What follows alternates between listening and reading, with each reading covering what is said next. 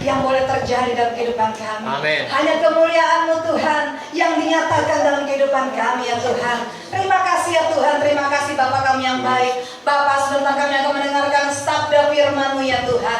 Berbicaralah Engkau Tuhan melalui firman-Mu Tuhan. Berbicaralah Engkau melalui Bapa perkataan-Mu sendiri ya Tuhan, melalui hamba ya Bapa. Dan hamba percaya Tuhan, ketika firman-Mu boleh dibentangkan, ketika firman-Mu boleh Bapa dibaca bersama-sama jemaat Tuhan, itu tertanam di hati kami. Ketika jemaat-jemaat dalam kelemahan, ketika jemaat-jemaat dalam persoalan, dan biarlah firman Tuhan ini adalah kunci jawaban, dan biarlah firman ini sebagai terang bagi jalan-jalan kami ya Bapa. Terima kasih Tuhan, terima kasih Yesus. Kami yakin Tuhan, ketika kami sudah menyembah Engkau, ketika kami memuji Tuhan, Roh-Mu sudah hadir di sini Tuhan. Roh-Mu telah hadir di sini Tuhan, karena kami yakin dan percaya itu iman kami. Ketika Roh-Mu sudah hadir, tidak ada kuasa asing di tempat ini Tuhan, tidak ada roh jahat Tuhan, karena sudah dipatahkan, dihancurkan di dalam nama Tuhan Yesus. Roh Kudus telah hadir di tengah-tengah ibadah kami.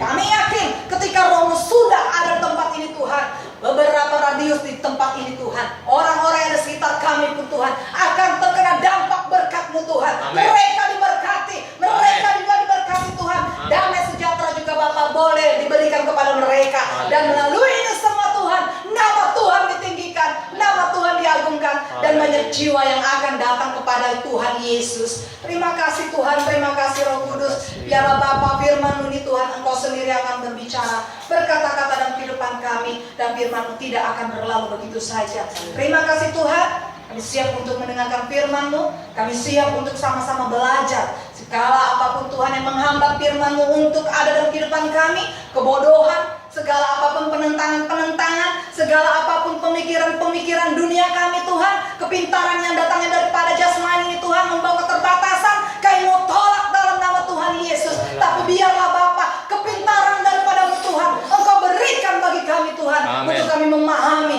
arti daripada keselamatan ini ya Tuhan.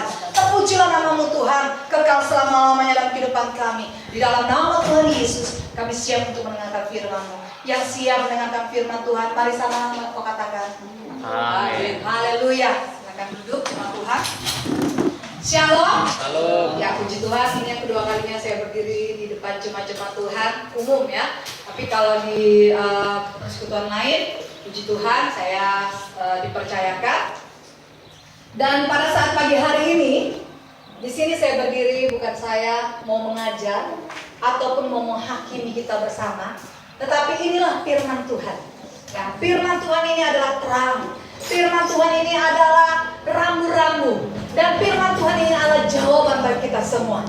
Baik kita yang masih muda, sekalipun engkau yang sudah mungkin dewasa, baik dalam usia maupun dalam iman. Sama-sama kita mau diajar, sama-sama kita mau belajar, sama-sama kita mau diubah, sama-sama kita mau mengubah kebiasaan-kebiasaan kita yang jahat untuk menjadi kebiasaan yang baik. Puji nama Tuhan. Di sini sama-sama kayak mengajak untuk jemaat-jemaat Tuhan. Kita mau buka firman Tuhan di dalam Matius pasal 7 ayat 12 sampai 14. Sekali lagi, Matius pasal 7 ayat 12 sampai 14. Ini firman Tuhan yang sama-sama kita untuk belajar. Kita mendengarkan apa yang Tuhan inginkan kehidupan kita. Kalau sudah dapat, sama-sama kita katakan amin. Amin. Puji Tuhan. Untuk menghormati firman Tuhan, saya undang semua untuk bangkit berdiri. Kita akan baca firman Tuhan ini bersama-sama sampai 13. Kita baca dari 1, 2, 3. Jalan yang benar. Segala sesuatu yang kamu kehendaki supaya orang berbuat kepadamu, perbuatlah demikian juga kepada mereka. Itulah isi seluruh Taurat dan Kitab Amin. Masuklah melalui pintu yang satu, karena adalah pintu dan luas jalan yang menuju pada kebinasaan, dan banyak orang yang masuk melaluinya. Karena satu pintu sempit dan jalan yang menuju kepada kehidupan, dan sedikit orang yang mendapatnya. Silakan. Terima kasih. Ya, di sini saya akan memberi tema berjuang menuju jalan kebenaran atau keselamatan. Ya, kita tahu di akhir-akhir zaman ini, di akhir-akhir pertengahan tahun 2018 ini terlalu banyak yang bergejolak, kita sudah mendengarkan, baik itu di media-media televisi, baik itu di media-media mungkin dunia maya, yang kita boleh melihat bagaimana kejadian demi kejadian itu boleh terjadi.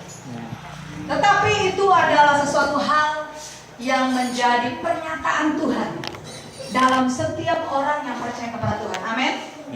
Di situ kita bisa melihat ya, pertikaian, kebencian, pembunuhan, banyak segala, bermusuhan, ya boleh terjadi, kita boleh melihat, ya semua kejahatan-kejahatan maupun yang baik pun terekspos di dalam televisi, media-media maupun surat kabar. Tetapi sesungguhnya itu adalah pernyataan Tuhan. Kalau anak Tuhan, kalau yang sudah mengenal Tuhan secara pribadi, dia akan katakan puji Tuhan. Kenapa saya katakan puji Tuhan? Karena firman Tuhan sedikit demi sedikit akan tergenapi. Ya. Kalau nggak tergenapi, ngapain boro-boro kita mau datang sama Tuhan sampai hari ini? Ya. Karena pernyataan-pernyataan itu satu demi satu, sedikit demi sedikit, ya, itu boleh dinyatakan bagi setiap manusia yang ada di bumi ini. Itu menyatakan Tuhan Yesus itu benar adanya. Ya. Karena apa? Sebelum terjadi di dalam firman sudah dikatakan. Puji Tuhan. Saya di sini akan bersama-sama kita belajar, mengajak semua jemaat Tuhan. Ayat yang pertama, segala sesuatu yang kamu kehendaki supaya orang perbuat kepadamu, perbuatlah demikian juga kepada mereka. Itulah isi seluruh hukum Taurat dan kitab para nabi. Nah, di dalam kehidupan manusia, setiap manusia ada 3 unsur yang ada di kehidupan kita. Terkadang manusia itu ingin dihargai, terkadang manusia itu ingin dihormati, terkadang manusia itu ingin dilihat, ya. Siapa ya yang memberi itu? Kalau bukan dia, saya mungkin tidak akan bisa masuk dan perguruan tinggi ini. Kalau bukan saya, dia tidak akan selamat keluar dari rumah sakit. Kalau bukan saya, dia tidak akan bisa makan sampai hari ini. Itu karakter manusia. Semua mengatakan kalau bukan saya. Dan akhirnya apa? Berlomba-lomba menunjukkan kepintarannya masing-masing. Berlomba-lomba menunjukkan kemampuannya masing-masing. Itulah manusia. Ya. Karena saya boleh catat, di dalam kehidupan kita, pribadi lepas pribadi, khususnya manusia-manusia maupun orang-orang yang belum bertobat, ya, itu ada 3 unsur yang ada dalam kehidupan kita. Pertama, intelektual. Kedua, emosional. Ketiga, kehendak. Intelektual. Setiap manusia harus memiliki namanya intelektual. Tapi intelektual yang seperti apa? Intelektual daripada dunia itu kepintaran yang menurut jasmani. Amin. Tapi kalau menurut intelektual, dia tidak akan pakai logis atau logika. Ya, karena logika ini berbahaya. Nah, kalau pemikiran Tuhan sangat bertolak belakang sekali. Pemikiran Tuhan tidak memakai logika. Kalau manusia memakai logika begini, kalau kita tidak bekerja, kita tidak akan dapat makanan. Kalau kita tidak berusaha, ya, kalaupun tanpa berdoa nggak apa-apa. Yang begitu bekerja pasti mendapatkan hasil. Ya. Kalau kita bekerja dengan berjerih lelah, pasti kita akan mendapatkan pemeliharaan yang banyak. Ya. Dan akan pemikiran manusia dengan uang yang banyak, dengan kehidupan berkelimpah, itu tandanya damai. Itu menurut intelektual manusia. Tetapi kalau menurut pemikiran Tuhan, tidak demikian.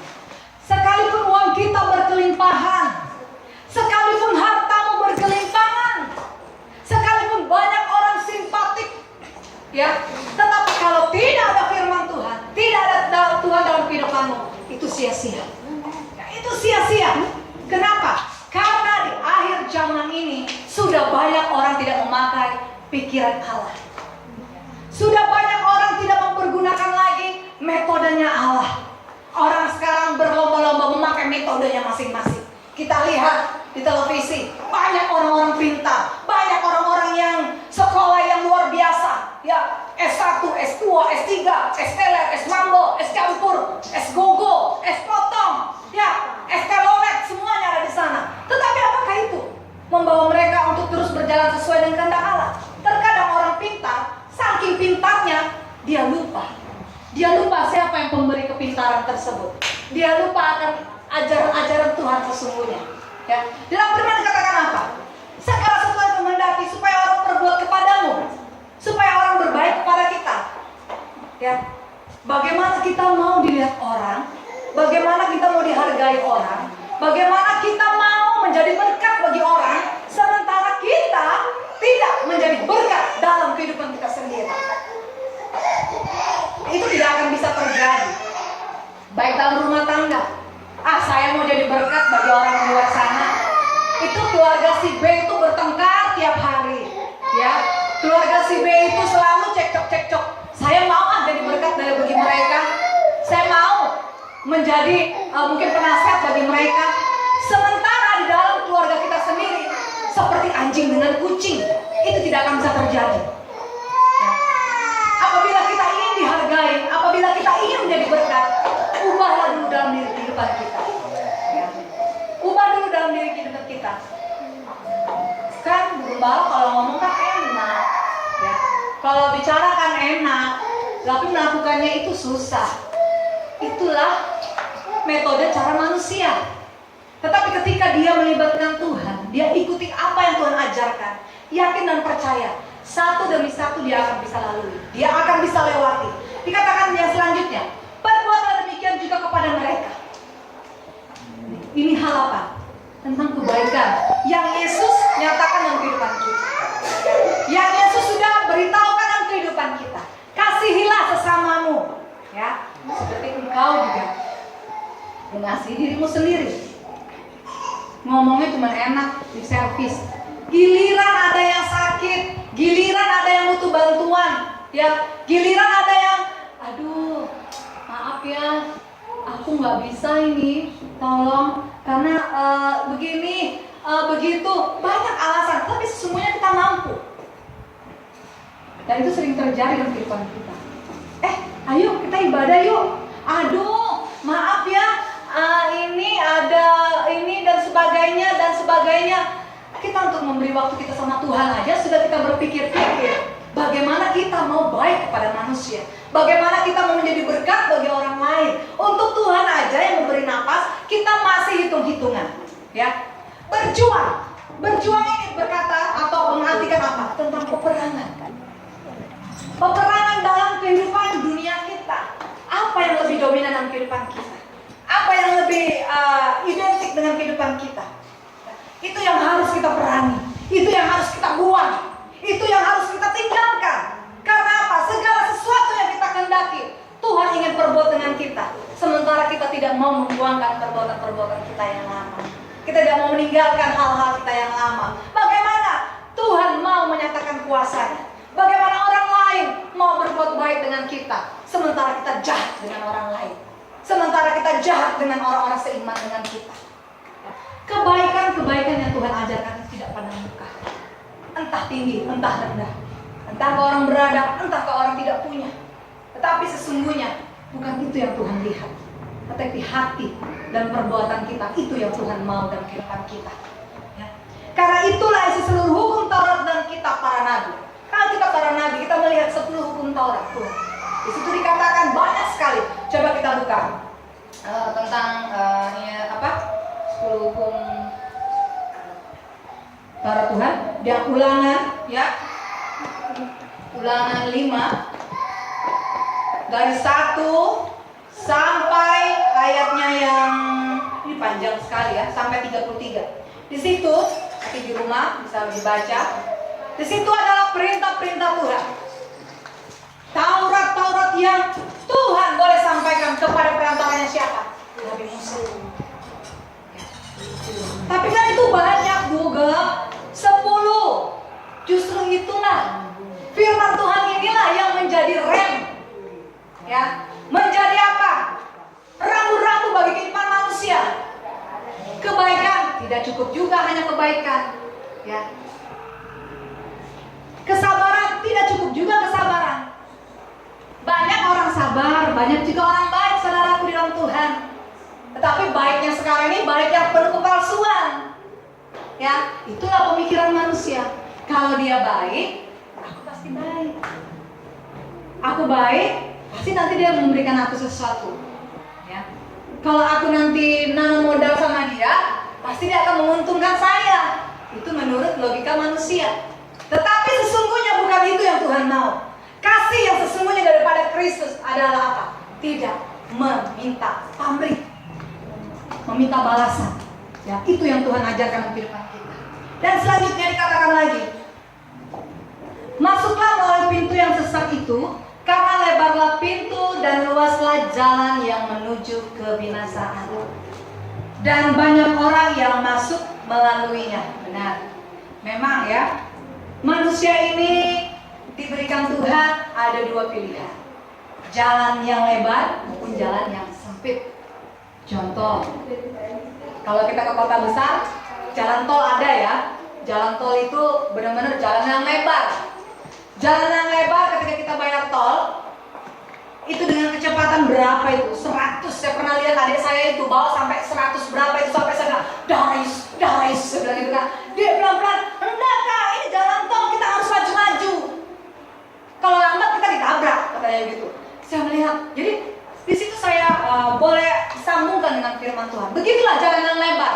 Jalan yang lebar itu enggak ada peraturan. Mau kecepatannya sedang-sedang, mau kecepatannya sangat laju, itu boleh, sah di jalan tol. Begitu juga dalam pengiringan kita akan Yesus Kristus. Ya. Ketika kita mau bebas, kita mau mengikuti apa kehendak kita mau mengikuti apa yang kemauan kita, berarti keputusan kita apa? Mengikuti jalan yang lebar. Karena jalan yang lebar itu tidak ada yang namanya aturan, tidak ada yang namanya syarat-syarat, tidak ada. Suka-suka kita, ya. Suka-suka kita nggak mau beribadah, itu keputusanmu sendiri. Kita tidak mau datang kepada Tuhan, itu keputusanmu sendiri. Kemauan dunia, keinginan daging. Saya tidak mau menghargai suami saya, itu keinginanmu. Saya nggak mau menghargai dia, suami saya aja lulusannya SMA, saya kan sarjana. Ngapain saya menghargai dia? Saya lebih tinggi sekolahnya, ya. Tapi sesungguhnya hierarki, suami tetaplah jadi imam. Kita harus menghargai. Tapi kalau dunia tidak. Ya, banyak ada film yang namanya suami-suami takut istri. Tapi saya percaya di GPSI nggak ada suami-suami takut istri. Ya, tapi suami-suami yang menjadi bijak bagi istrinya. Amin. Haleluya. Saya yakin. Nah, ada juga kayak kau juga istri. Karena saya yang mencari uang, kau harus ikuti apa saya punya mau. Kadang suami ada seperti itu. Ya, egonya. Itu dunia. Semuanya dia sahkan, semua dia perbolehkan. Ya, itulah jalan yang lebar tadi. Kehendaknya yang jadi, bukan kehendak Allah yang jadi. Tetapi di sini dikatakan apa? Pintu yang sesak, karena lebar pintu dan luaslah jalan menuju kepada kebinasaan. Banyak orang yang mau ke sana. Banyak sekali orang yang mau menuju yang namanya kebebasan. Saya dengar kesaksian ada teman ya, yang teman saya punya om gitu ya, yang dari Australia. Dia katakan, jadi kita sempat tanya-tanya. Namanya om itu Om Edi. Ya, saudara kita tanya waktu itu, waktu mereka datang ke Tanjung Selot. Jadi sempat saya mendengarkan pembicaraan mereka bilang gini, kalau di bukan Australia, Belanda. Kalau di Belanda itu banyak nggak yang datang ibadah? Nggak banyak yang datang ke ibadah di sana. Loh, memangnya kenapa? Iya, di Belanda itu yang datang ke gereja itu oma-oma, opa-opa, opung-opung yang datang ke sana. Kenapa? Karena pemudanya sudah hilang, nggak tahu. Hidupnya sesuai dengan logikanya sendiri, dengan kemauannya sendiri, ya, dengan cara metodenya sendiri. Jadi nggak ada, katanya gitu. Yang datang ke gereja itu hanya orang yang tua, yang dipikirnya, udah lama lagi nih dipanggil Tuhan nih, ya. Nggak lama lagi nih, kayaknya udah kembali sama Sang Pencipta. Itu pemikiran manusia, ya. Terus kami langsung bilang ini, ada juga ya di luar negeri ya. Ternyata kebenaran itu sudah hampir-hampir tidak dimiliki oleh anak-anak muda di sana. Berbahagialah engkau yang masih muda, menyerahkan masa mudamu kepada Tuhan. Amin. Jangan takut dengan masa depanmu. Sudah katakan kemarin, jangan takut dengan pasanganmu. Tuhan akan sediakan. Tuhan akan memberikan yang terbaik. Jangan takut dengan cita-citamu, apa yang menjadi impianmu, apa yang menjadi cita-citamu. Serahkan dengan Tuhan. Apalagi tadi saya lihat anak-anak yuk luar biasa, ya. Percaya dan yakinlah, ketika engkau berusaha dan libatkan Tuhan, maka hasil yang baik akan kau terima. Jadi mari kerjakan terus keselamatan yang sudah Tuhan berikan dalam kehidupan kita. Ya, saya kembali, kenapa manusia lebih banyak senang yang namanya jalan yang lebar? Karena itu memang kemauan manusia. Ya, akhir-akhir zaman ini kan sudah apa ya? Orang sudah sibuk yang namanya mengikuti kehendaknya, mencari kepuasan, mencari jawaban yang menurut dia itu benar. Ya, menurut dia itu udahlah, inilah sudah ini jawaban yang menurut saya. Nanti kalau tidak sesuai dengan kehendaknya, oh itu bukan menurut saya, itu bukan. Itu bukan. Makanya firman Tuhan ada dikatakan di Amsal. Coba kita lihat Amsal yang jalan lurus.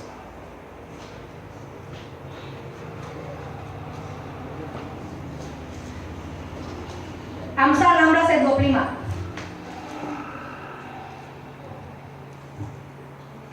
Amsal 16 ayat 25. Sudah dapat mengatakan amin? Ya. Ada jalan yang disangka lurus, tetapi ujungnya menuju maut.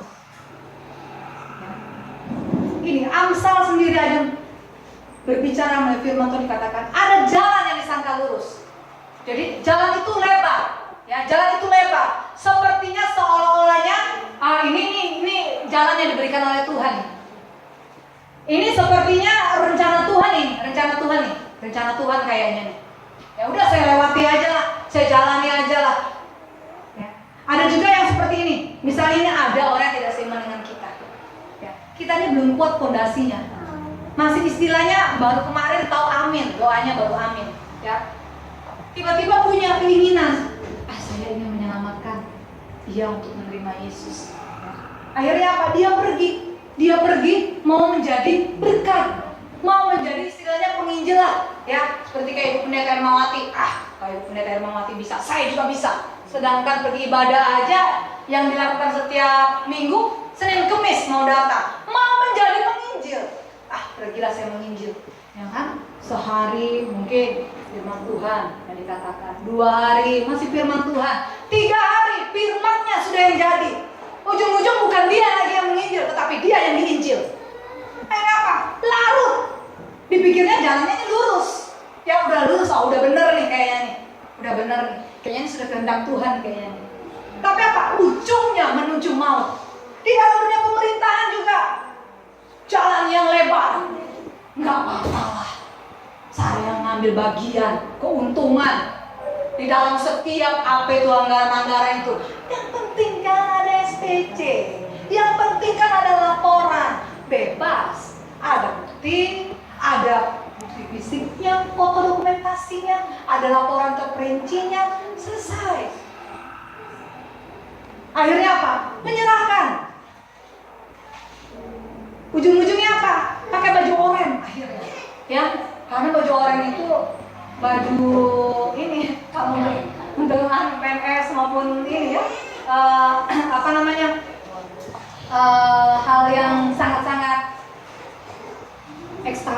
ekstravaganza gitu ya. Kalau sudah pakai orange kayaknya gimana begitu ya. Kalau sudah pakai orange kan pakai tutup muka lagi, ya kan, udah ketahuan. Nah itu segala jalan yang benar menurut dia nggak apa-apa, menurut dia ini jalan yang benar. Yang penting saya lengkap, yang penting saya bisa melakukannya, nggak masalah. Toh juga nanti juga sudah sering saya lakukan, nggak pernah juga saya jatuh. Itu kata kita. Tetapi ingat, ya, segala kejahatan sehebat apapun kita pasti juga akan jatuh. Sebagaimana firman Tuhan, ada jalan yang disangka lurus. Mungkin menurut kita mulus terus, ya, tipu menipu, lanjut terus, ya, bohong membohong, lanjut terus, marah dan saling membenci, lanjut terus. Tetapi apa akhir daripada tindakan kita? Ya, hukuman yang akan kita terima. Mungkin itu baik menurut kita, tapi belum tentu baik menurut Tuhan. Amin. Mari kita terus memberikan hidup kita ini kepada Tuhan. Dan kedua, ketika kita menghadapi musuh, ya, ketika kita menghadapi tantangan yang saat ini engkau dan saya hadapi, jangan undur. Karena saya katakan apa? Berjuang, seperti tema tadi. Berjuang, berperang. Saatnya bukan lagi kita goyang-goyang kaki, mengamati ya. Oh begitu ya, oh begini ya. Udah nggak lagi zamannya. Sekarang kita yang terjun langsung ke lapangan. Kita bergerak, mengambil langkah, sikap. Karena iman sekarang tidak bisa untuk digoyahkan ketika firman Tuhan ada di firman kita. Amin. Apalagi dengan sekarangnya lagi tenar-tenarin ya, yang lagunya meletus balon hijau. Dah. Ya. Sekarang ini lagi booming. Saya melihat banyak sekarang pemberitahuan sampai sekarang saya lihat banyak aturan, jangan sampai menyebarkan hal-hal yang mau memperpecahkan. Memang inilah sudah masanya. Memang ini sudah waktunya. Tetapi firman Tuhan katakan janganlah balas kejahatan dengan kejahatan. Sekalipun orang berbuat jahat kepada kita, tetaplah kita mengasihi mereka. Tetapi bagaimana cara kita menyikapi? Bagaimana kita berperang, melawan? Ya, melawan dalam arti apa? Keinginan kita. Saya yakin kalau secara manusia, kalau anaknya disentil, kalau anaknya tiba-tiba dipukul, nggak mungkin orang tuanya nggak marah. Ya, nggak mungkin orang tuanya nggak langsung, kenapa anak saya dipukul? Kenapa anak saya dianiaya? Semua orang tua akan berkata seperti itu. Ya. Tetapi saat ini firman Tuhan mau katakan, ketika engkau berperang, ketika engkau saat ini dianiaya, jangan sampai terusik iman. Jangan sampai engkau mengeluarkan kata-kata yang benar-benar mendatangkan dosa. Ya, memang sakit. Inilah memang konsekuensinya kita hidup dalam Tuhan. Inilah aturan kita dalam Tuhan. Ya. Yang harusnya menjadi prioritas kita, yang harusnya menjadi hak kita, itu akan kita tinggalkan. Makanya di jalan yang lebar ini manusia lebih dominan, lebih senang pergi ke jalan yang lebar. Di sana tidak ada tata cara, di sana tidak ada aturan-aturan, di sana tidak ada hal-hal yang tidak boleh kita tidak kerjakan. Semuanya boleh kita lakukan. Tetapi ketika kita memutuskan hal semuanya itu, maka itu semua tidak akan berlaku dalam kehidupan kita. Amin. Raihlah dengan kerja keras. Raihlah ya keselamatan kita dengan apa? Berperang. Berperang itu bukan hanya dengan cara kita istilahnya membawa senjata, hanya berbawa senjata langsung nembak lawan, tidak hanya seperti itu. Ya, di sini saya katakan berperang bukan berperang jasmani. Ya, bukan bertanding secara jasmani. Mari kita bukakan Alkitab kita. Ini yang kita akan berperang.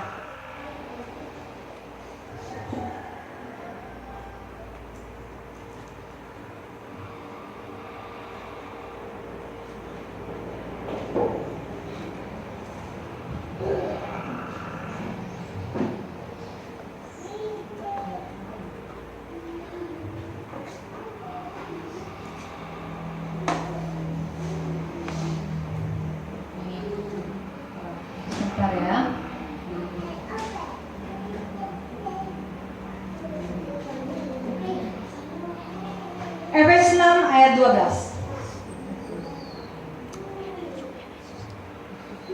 Ini yang kita perangi saat-saat ini. Ini yang akan kita perangi. Saya akan baca untuk kita. Efesus 6 ayat 12 sampai 13. Karena perjuangan kita bukan melawan darah dan daging, tetapi melawan pemerintah-pemerintah, melawan penguasa-penguasa, melawan penghulu-penghulu dunia yang gelap ini, melawan roh-roh jahat di udara. Sebab itu ambillah seluruh perlengkapan senjata Allah, supaya kamu dapat mengadakan perlawanan pada hari yang jahat itu dan tetap berdiri sesudah kamu menyelesaikan segala sesuatu. Amin. Amin. Ini yang kita perang saat ini. Bukan manusia yang udah semua langsung hilang, dikuburkan kembali menjadi tanah. Bukan itu yang kita akan perang untuk saat ini. Tetapi roh. Ketika orang itu berbuat jahat, ketika mereka meledakkan sesuatu dengan kita, siapa yang suruh mereka? Roh jahat. Siapa roh jahat itu? Iblis. Sudah dari sononya. Ingat waktu-waktu awal penciptaan Adam dan Hawa. Dia tetap mau menggagalkan karya Tuhan. Dia tetap mau membinasakan ciptaan Tuhan. Melalui siapa? Iblis. Mewujudkan seperti ular. Ya. Iblis bisa pakai siapa saja. Iblis bisa menggunakan siapa saja. Sekarang ini yang kita perang. Ini yang kita akan tandingi. Roh-roh jahat yang hinggapi setiap yang bernapas.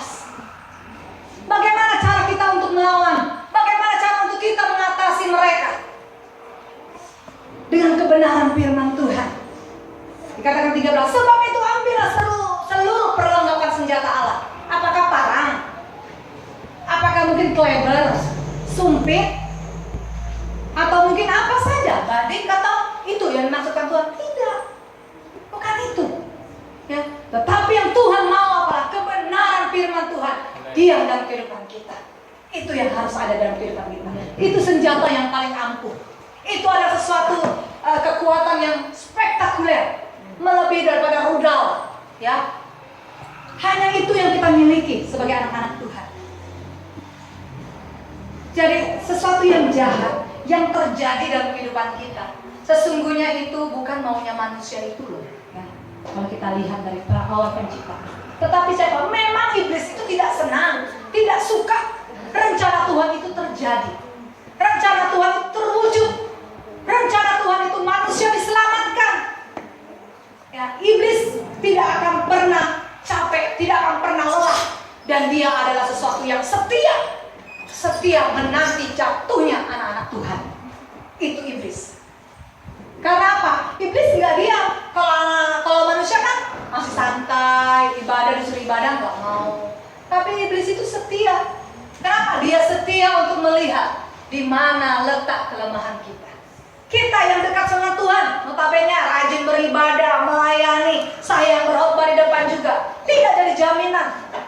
Kalau saya tidak setia, kalau semua hamba-hamba Tuhan, anak-anak Tuhan yang tidak setia datang kepada Tuhan, sebentar engkau akan kalah dalam berperang. Ya, mungkin